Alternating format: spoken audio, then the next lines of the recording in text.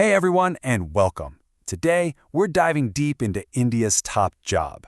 We're talking about the Supreme Commander of the Armed Forces, the first citizen of the nation. You guessed it, the President of India. So, let's get right into it. So let's start with a big question. Who really runs India? I mean, it sounds simple, right? But the answer? Well, that gets to the very core of how India's parliamentary democracy works. Is it the person you see on the news every day making all the big decisions?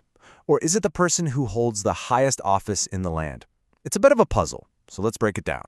And right here, this is the key to that whole puzzle. You've got two different roles. On one side, the head of state. That's the president. They're what we call the nominal executive. Think of them as the ceremonial head. You know, Article 52 of the Constitution says, "There shall be a president of India." Pretty straightforward. But then Article 74 comes in and adds a crucial detail. The president has to act on the advice of the prime minister and the council of ministers. And that brings us to the other side, the head of government, the prime minister. This is the real executive. I love this analogy. Think of it like a big company. The president is like the chairman of the board, a figure of immense respect and authority, the face of the company. But the prime minister? That's the CEO, the one actually running the day-to-day operations and making things happen. All right, so here's what we've got on the agenda today. We're going to cover how you even get to be president, what kind of powers come with the job, the all-important checks and balances. We'll touch on the vice president's role, and then wrap it all up with why this stuff really matters. Okay, let's jump into our first section, the journey to the top job. So, how does India actually choose its head of state? It's not as simple as everyone going to the polls for a direct vote, like you see in some other countries. Nope. The process here is pretty unique.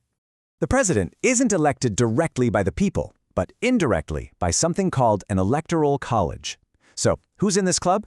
Well, it's made up of the elected MPs from both the Lok Sabha and the Rajya Sabha, plus all the elected MLAs from every state. And you can't forget the elected MLAs from Delhi and Puducherry too.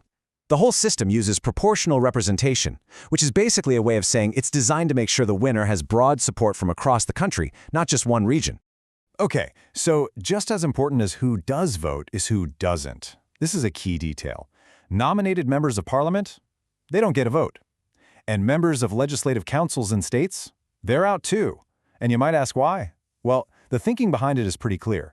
They want to make sure that only representatives who are directly elected by the people have a say in choosing the nation's president. So, think you've got what it takes? What are the qualifications for the top job? The checklist from the Constitution is actually pretty straightforward. First, you've got to be a citizen of India. You need to be at least 35 years old. You have to be qualified to be elected as a member of the Lok Sabha. And finally, a big one, you can't be holding any other office of profit under the government. Can't have any conflicts of interest. Once elected, the president gets a 5-year term. And yeah, they can be re-elected. The whole thing kicks off officially when they take the oath of office. And this isn't just some formality. It's a pledge to preserve, protect, and defend the Constitution. And it's a huge moment of national importance, all administered by the Chief Justice of India. All right, moving on. Now for the really cool part. Let's open up the president's constitutional toolkit. We've said the role is largely ceremonial, but don't let that fool you. The president has some serious powers baked into the Constitution. So let's take a look at what's inside. So if you break it down, these powers fit into about 5 main buckets. You've got executive powers, legislative, financial, judicial, and of course, the really critical emergency powers. Let's start with executive powers. This is huge. The president is responsible for making some of the most critical appointments in the entire country. We're talking about appointing the prime minister and their whole council of ministers, all the state governors, and the heads of these really vital independent bodies. Think the CAG, the Chief Justice of India, the election commissioners. I mean, these are the people who run the country's most important institutions. Now, this next one is a big deal on the legislative side, the power to issue an ordinance. So what is that? Basically, it's a temporary law. The president can put one into effect when Parliament isn't in session. It's a way to get urgent things done. But, and this is a big but, there's a catch. Once Parliament gets back together, they have to approve that ordinance within 6 weeks. If they don't, poof, it just disappears. Okay, let's talk about judicial power, specifically the power to pardon. Now, both the president and the state governors can pardon people or reduce their sentences. They have similar powers in that respect, but there is one absolutely massive difference. Only the president of India, and I mean only the president, has the power to pardon a death sentence. That ultimate authority is reserved for the very highest office in the nation. So, The president has this impressive toolkit of powers, right? But power can't be unlimited. So what are the checks? What are the limits? Let's dive into that system of checks and balances, which includes the president's own power to check Parliament, the veto. So when Parliament passes a bill, the president has 3 different kinds of vetoes they can use. First, there's the absolute veto.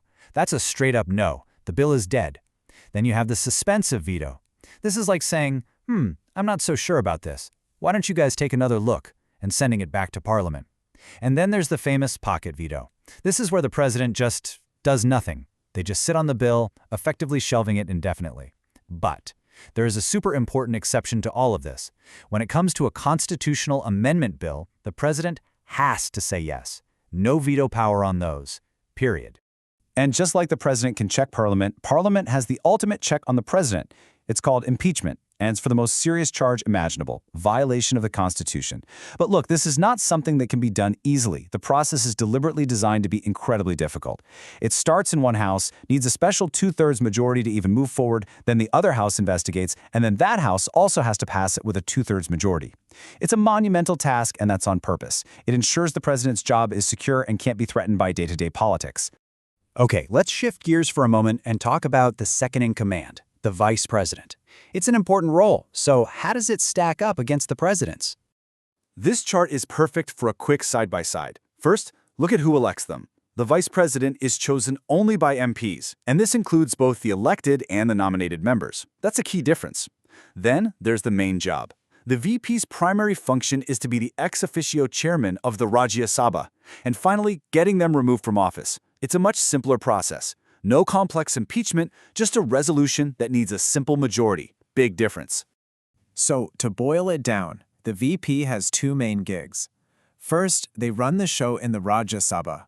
Second, and this is crucial, they're next in line. If the president's office suddenly becomes empty for any reason, death, resignation, you name it, the VP steps in to act as president. It's all about ensuring there's never a leadership vacuum. Okay, so we've gone through the how and the what, but now let's get to the why. Why do these roles, especially the president's, actually matter so much? What's the big picture here? You know, when you really get down to it, the president is so much more than just a figurehead. They are the living symbol of the republic itself. They represent the unity of the entire nation. As the first citizen, their role is to stand above the messy, day-to-day political fights. And, maybe most importantly, in times of crisis, when there's political instability or a hung parliament, the president is the ultimate constitutional failsafe. They're the guardian who makes sure the gears of government don't grind to a halt. And that brings us to one last question, something for you to think about. We've called the president the guardian of the Constitution. So, what happens when that duty to guard the Constitution clashes with their duty to listen to the government's advice? In a true constitutional crisis, what does it take for that guardian to step in? It's a fascinating question,